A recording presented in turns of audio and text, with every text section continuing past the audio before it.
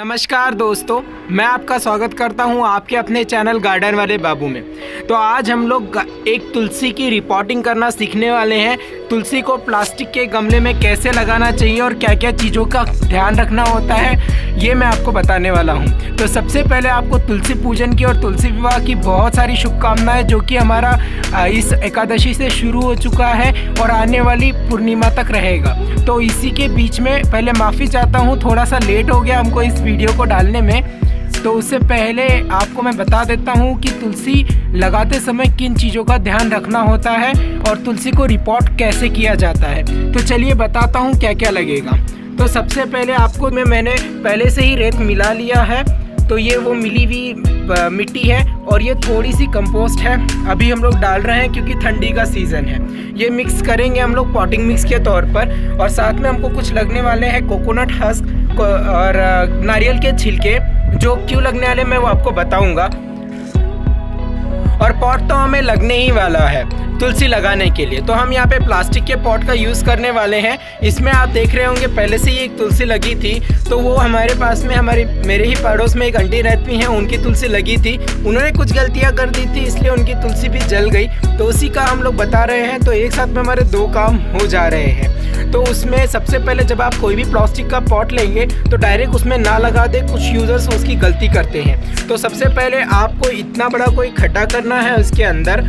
आप किसी भी चीज़ से कर सकते हो, चाकू गरम कर या फिर ड्रिल मशीन से या किसी से भी। तो आपको कुछ इतना डायमीटर का, कुछ इतने डायमीटर का आपको खड्डा करना है।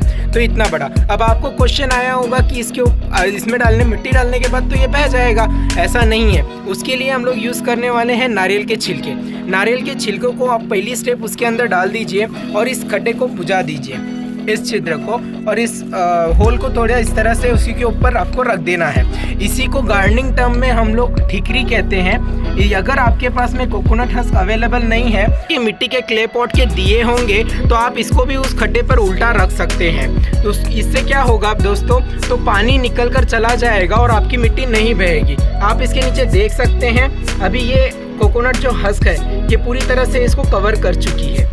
अभी कुछ लोगों का देखिए, ठंडी में हमारे पौधे क्यों मरते हैं, उसके एक ही कारण है कि हम लोग उसमें पानी ज़्यादा डाल देते हैं। तो अब चलिए मिलते हैं, अभी सब स्टार्ट करते हैं पॉटिंग मिक्स बनाना। तो कैसा पॉटिंग मिक्स बनाना चाहिए, जैसे कि मैंने आपको बताया, इसमें मैंने मिट्टी और रेत मिला लिया है। वो आधा हिस्सा मिट्टी और आधा हिस्सा मैंने रेत लिया है। अगर आपको नहीं समझ रहा है तो आप हमारा पुराना वीडियो देख सकते हैं, जो मैंने तुलसी पर बनाया था इसी चैनल पर। अब उसी में आप इस तरह से कंपोस्ट मिला लीजिए। ये कुछ हिस्सा मैं बनाकर बता रहा हूँ, तो इसके पहले ही मैं टाइम आपका ज़्यादा ना लूँ, इसके लिए मैंने पहले से ही इसकी पॉटिंग मिक्स बनाकर रख लिया था। तो चलो मैं उसका यूज़ करने वाला हूँ। तो कुछ इस तरह से आप उसे मिला लीजिए पूरे अच्छी तरह से। और अब देखिए, मैंने ये यहाँ पर पहले से ही पॉटिंग मिक्स बना कर रखा है। अब इसका यूज़ मैं इसमें करने वाला हूँ। तो सबसे पहले आपको मिट्टी उसमें भर लेना है, ये दूसरी स्टेप है। कुछ इस तरह से मिट्टी भर लेना है। और मिट्टी भरने के बाद अब आपको पौधे तो लगने ही वाले हैं, तो आपको पौधे रख लेना है। कुछ 30% तक आपको मिट्टी भर लेनी है। और आप हमारे पौधे देख सकते हैं कितने हरे भरे हैं। अगर आप इस तरह से लगाओगे तो आपके पौधे नहीं मुरझाएंगे और ना ही मरेंगे। तो इस तरह से आप मेरी इस टिप्स का यूज़ कीजिए, और इस तरह का आपको कोई भी नर्सरी वाले भी नहीं बताएंगे। तो चलिए अब मैं मिलता हूँ इसके अंदर पॉटिंग मिक्स भरकर। हाँ, तो ये देखिए, हमने इसमें पॉटिंग मिक्स भर दिया है। अब पॉटिंग मिक्स भरने के बाद आप एक चीज़ का ध्यान रखिए, इस मिट्टी में जब हम लोग मिट्टी भरते हैं तो इसमें कुछ एयर बबल्स और एयर पॉकेट्स या फिर हवा रह जाती है। तो उसको बचाने के लिए आप कुछ इस तरह से धीमे धीमे हाथ से प्रेस कर सकते हैं। अदरवाइज आप इसको ऐसे 2 बार ठोक भी सकते हैं। तो जिससे क्या होगा, आपके इसके अंदर मिट्टी के अंदर एयर पॉकेट्स नहीं रहेंगे और पौधा बहुत अच्छे से सर्वाइव करेगा, बहुत अच्छे से चलता रहेगा। तो इस तरह से आपको कुछ पॉटिंग मिक्स भर लेनी है कुछ तक, और ऊपर का कुछ हिस्सा आपको छोड़ देना है बाद में खाद देने के लिए। तो इसके बाद आपको इसमें बस एक पानी लगा देना है। तो चलिए अब हम लगाते हैं पानी इसे। तो कुछ इस तरह से आपको अब इसमें पानी देना है। तो देखिए, अब हम इसमें पानी डालने वाले हैं। पानी डालते समय आप एक बात का ख्याल रखें कि आप उसकी जड़ों पर पानी ना डालें डायरेक्टली।